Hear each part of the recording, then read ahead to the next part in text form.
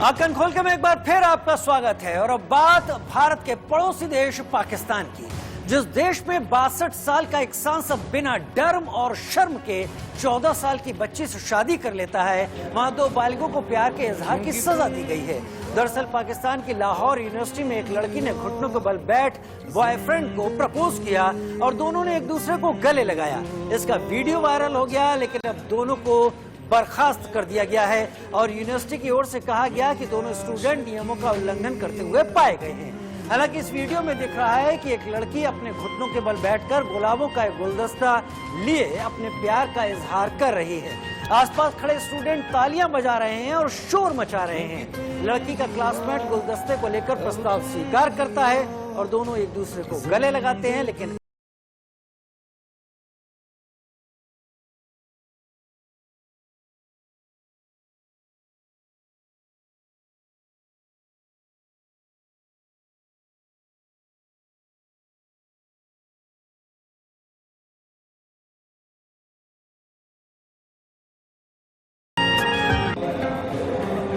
क्योंकि तुम ही हो। और अब इसके बाद खबर महाराष्ट्र से। एंटीलिया और मनसुख मर्डर केस से विवादों में घिरे असिस्टेंट पुलिस इंस्पेक्टर सचिन वजे का एक भावुक व्हाट्सएप स्टेटस सोशल मीडिया में वायरल हो रहा है। हालांकि उनके नंबर पर अब ये स्टेटस नजर नहीं आ रहा। कहा जा रहा है कि अधिकारियों के समझाने पर उन्होंने इसे हटा लिया, लेकिन इसमें लिखा गया था कि 3 मार्च 2004 को सीआईडी में मेरे सहयोगियों ने मुझे झूठे आरोप में गिरफ्तार कर लिया। वो मामला अभी भी क्लियर नहीं हुआ है, लेकिन अब इतिहास खुद को दोहरा रहा है। मेरे सहकर्मी अब मेरे लिए फिर से एक जाल बिछा रहे हैं। तब और अब की स्थिति में थोड़ा अंतर है। उस समय मेरे पास 17 साल का धैर्य, आशा, जीवन और सेवा थी, लेकिन अब मेरे पास न तो 17 साल का जीवन है और न ही सेवा। बचने की कोई उम्मीद नहीं। ये दुनिया को अलविदा कहने का समय है। सचिन वजे ने सीधा सीधा इशारा अपने इस व्हाट्सएप स्टेटस के जरिए अपने तमाम सहकर्मियों पर ही लगाया। दरअसल महाराष्ट्र के पूर्व मुख्यमंत्री देवेंद्र फडणवीस ने विधानसभा में मनसुख की पत्नी के हवाले से सचिन वजे पर हत्या का आरोप लगाया है। अब इस पूरे मामले की जांच महाराष्ट्र एटीएस और एनआईए दोनों कर रही हैं। एंटीलिया केस से पहले सचिन वजे का नाम मुंबई और महाराष्ट्र के बाहर कम ही लोगों ने सुना था, लेकिन अब मनसुख हिरेन हत्याकांड में विवादों में घिरे पुलिस अधिकारी सचिन वजे को गिरफ्तारी का डर सताने लगा है। वजे ने ठाणे की अदालत में अग्रिम जमानत की याचिका दायर की थी, जिसे सेशंस कोर्ट ने खारिज कर दिया। इसके साथ ही अदालत ने अगली सुनवाई के दौरान जांच अधिकारी को भी हाजिर रहने के आदेश दिए हैं। इस दौरान कोर्ट ने साफ कर दिया कि अगर जांच एजेंसी चाहे तो सचिन वजे को गिरफ्तार कर सकती है। इस मामले की अगली सुनवाई अब 19 मार्च को होगी। वहीं मनसुख हत्याकांड में एनआईए ने भी जांच तेज कर दी है। एनआईए ने आज भी सचिन वजे से पूछताछ की, लिहाजा सचिन वजे पर गिरफ्तारी की तलवार लटक रही है। सेना के पूर्व प्रवक्ता पुलिस अधिकारी सचिन वजे अब कोर्ट में पहुंच गए। एंटीसिपेटरी बेल की एप्लीकेशन दी है। दूसरी ओर ठाकरे सरकार और उनकी पुलिस ये कबूल कर रही है कि मनसुख हिरेन की हत्या हुई है। फिर उद्धव ठाकरे साहब, मनसुख हिरेन की गिरफ्तारी क्यों नहीं हो रही है? और अब खबर उत्तर प्रदेश से। उत्तर प्रदेश के कासगंज में रैली के दौरान समाजवादी पार्टी के राष्ट्रीय अध्यक्ष अखिलेश यादव ने कहा कि बीजेपी सरकार ने किसानों और नौजवानों के साथ धोखा किया है, इसलिए बीजेपी को सत्ता में रहने का कोई हक नहीं। नौजवान और किसान ही बीजेपी को सत्ता की कुर्सी से उतारेंगे। कहने को तो ये किसान महापंचायत है,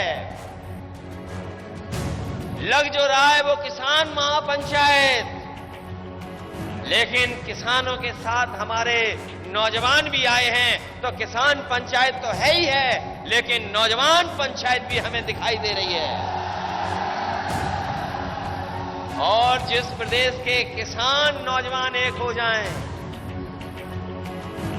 जिस प्रदेश के किसान नौजवान एक हो जाएं, और जिस देश के किसान नौजवान वही पुरानी बात कहने लगे कि जय जवान जय किसान, तो बताओ ये सरकार वाले बचेंगे कि नहीं बचेंगे? राजस्थान के टोंक में बीजेपी ने गहलोत सरकार के खिलाफ प्रदर्शन किया। राजस्थान के टोंक में बीजेपी ने अशोक गहलोत सरकार के खिलाफ जोरदार विरोध किया। बीजेपी ने अलग अलग मुद्दे पर गहलोत सरकार के खिलाफ रोष जताया और नारेबाजी की।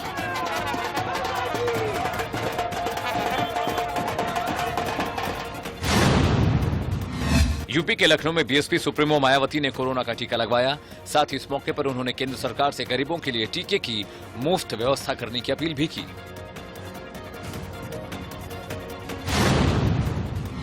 झारखंड में प्राइवेट नौकरी करने वालों के लिए हेमंत सोरेन सरकार ने बड़ा फैसला किया है। सरकार ने स्थानीय लोगों को जॉब में 75% आरक्षण देने की बात कही है।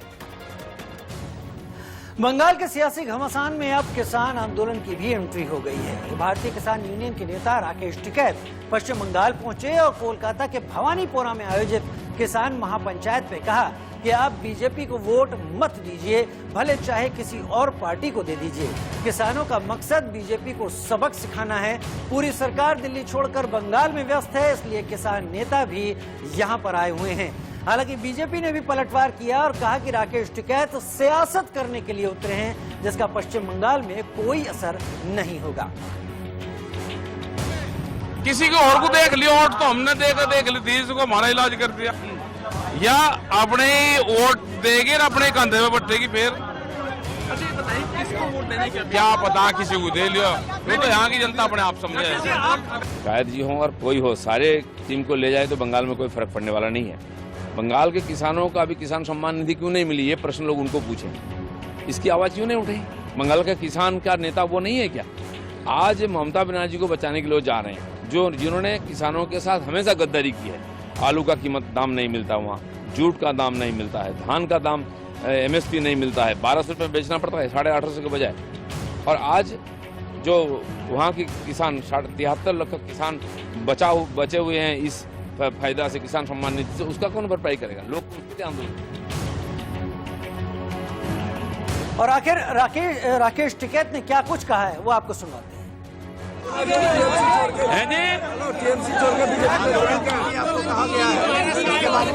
आंदोलन जीवी और कह लें तो कोई हमें कुछ ही कह लो, हमें कड़े झंडे दिखा लो, आंदोलन जीवी कह लो, हमारे पुतले फूंक लो, हमारा कुछ बिगड़ रहा। हम तो रोज जलाते हैं, हमारा कोई कुछ ही कर लो, हमारा कुछ नहीं बिगड़ता। ये आंदोलन बंद नहीं होगा।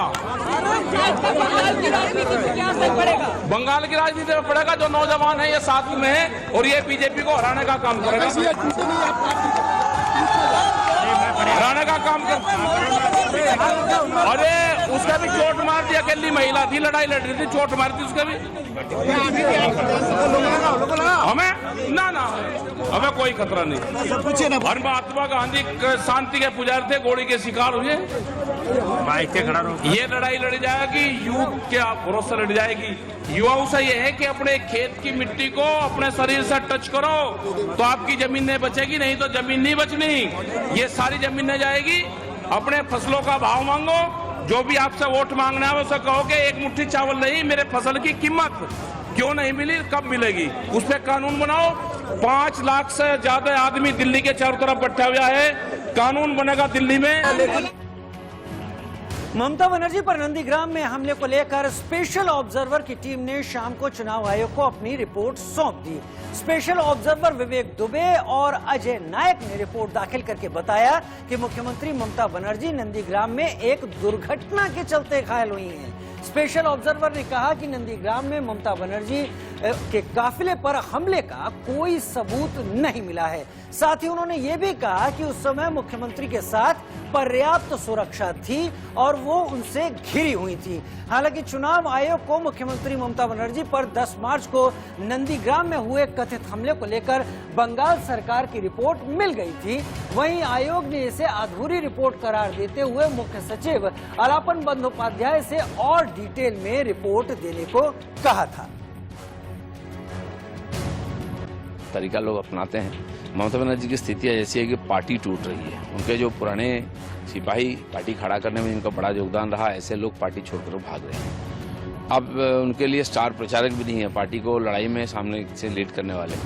तो इस स्थिति में वो घबराई हुई है, नया तरीका ढूंढ करके लोगों का सिंपैथी क्रिएट करने का प्रयास करी है। और पश्चिम बंगाल विधानसभा चुनाव की सरगर्मियों के बीच पार्टी में जाने और निकलने का सिलसिला जारी है। इस बीच पूर्व केंद्रीय मंत्री यशवंत सिन्हा ने ममता बनर्जी की पार्टी तृणमूल कांग्रेस का दामन थाम लिया। यशवंत सिन्हा ने करीब 3 साल पहले बीजेपी छोड़ दी थी और खुद को राजनीति से अलग कर लिया था, लेकिन टीएमसी ज्वाइन करने को लेकर उन्होंने आज दलील दी कि देश संकट से गुजर रहा है, इसलिए उन्होंने दोबारा राजनीति में आने का फैसला किया है।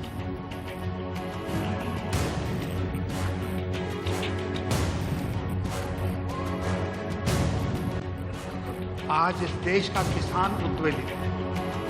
जो किसान पैदा करता है, जो हम खाते हैं, अन्नदाता है, वह दिल्ली के सरहद पर बैठा हुआ है और किसी को कोई चिंता नहीं। मजदूर पलायन करके रोजी रोटी की तलाश में गए, फिर किस परिस्थिति में पैदल वापस होने के लिए मजबूर हुए, वो दृश्य हम सब लोगों ने देखा है। आज वो भी त्रस्त है।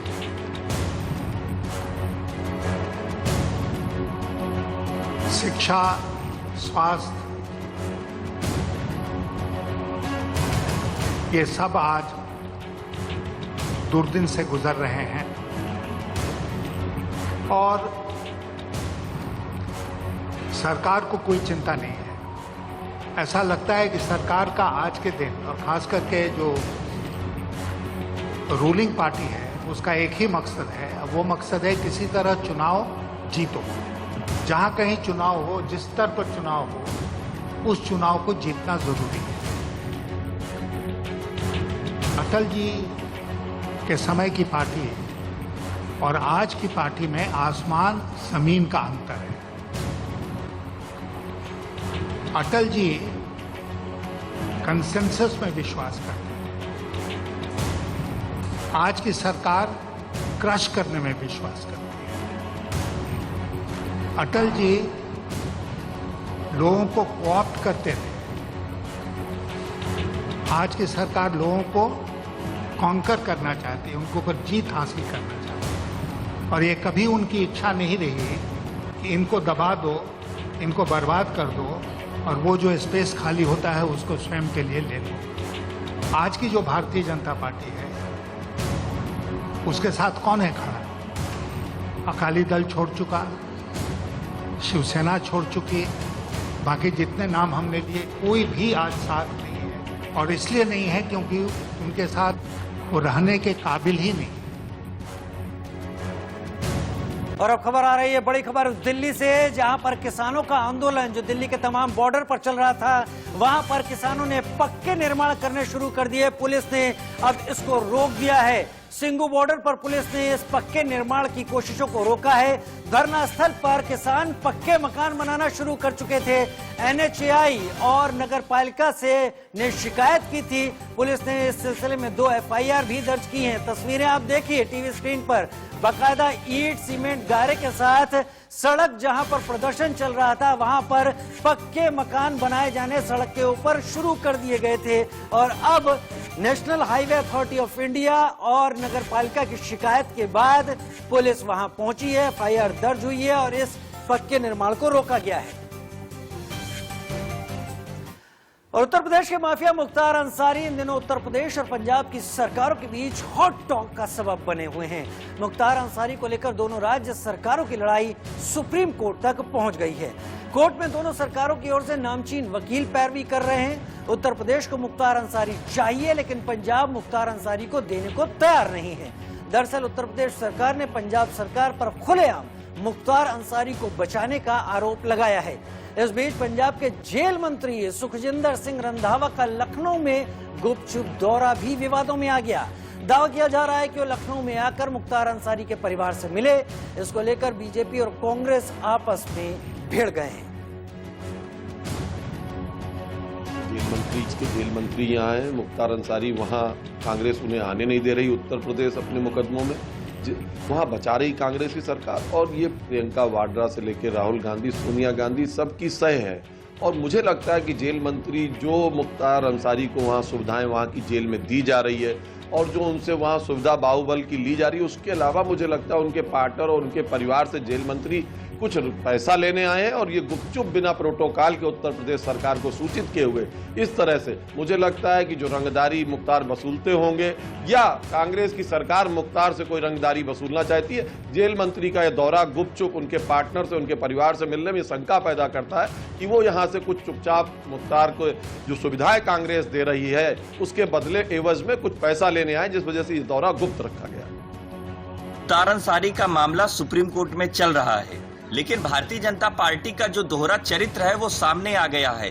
जिस तरह से योगी आदित्यनाथ जी को उत्तर प्रदेश में अपराध नहीं दिख रहा है और लगातार अपराधी अपराध करते हुए जा रहे हैं। आज कानून व्यवस्था अपराधियों के सामने सरेंडर कर चुकी है, लेकिन योगी आदित्यनाथ जी उसकी बात क्यों नहीं करते हैं? आप जो मामला सुप्रीम कोर्ट में चल रहा है उसमें भी हस्तक्षेप करेंगे तो आने वाले समय में न्यायालय की बात कब और कैसे रहेगी? मैं समझता हूं कि जो भी मामला सुप्रीम कोर्ट में हो उसमें किसी भी सरकार को हस्तक्षेप नहीं करना चाहिए। वहीं इस बीच पंजाब के जेल मंत्री सुखजिंदर सिंह रंधावा ने इंडिया न्यूज से विशेष बातचीत में कहा कि बीजेपी की यूपी सरकार उन पर गलत आरोप लगा रही है। लारियो थोड़ी कमेंट कर दी मेरे को अपना ये जरा इन करो एडीजीपी जेल एडीजीपी सिक्योरिटी तरफ तो अगर जेल लिख रहे हैं तो इसका मतलब वहाँ गुंडों का राज है यूपी में। मैं तो एक कह रहे हैं कि आ की यह चीज़ तो गवर्नमेंट ने लिखा ये ऑफिशियल अगर चलो पर्सनल मैं जाना अगर मेरी ये सिक्योरिटी वाले भेज देने फिर उन्होंने सिक्योरिटी देना मेरा बनता नहीं उन्होंने क्लीयर कट लिखा है कि जी कैटेगरी प्रोटेक्टिव फिर भी उन्होंने बनता सी। दिल्ली के मुख्यमंत्री अरविंद केजरीवाल ने पूरी दिल्ली में स्थित बाहुबली इनक्लेव पहुंचे और उन्होंने कोरोना योद्धा स्वर्गीय राकेश जैन के परिवार से मुलाकात की।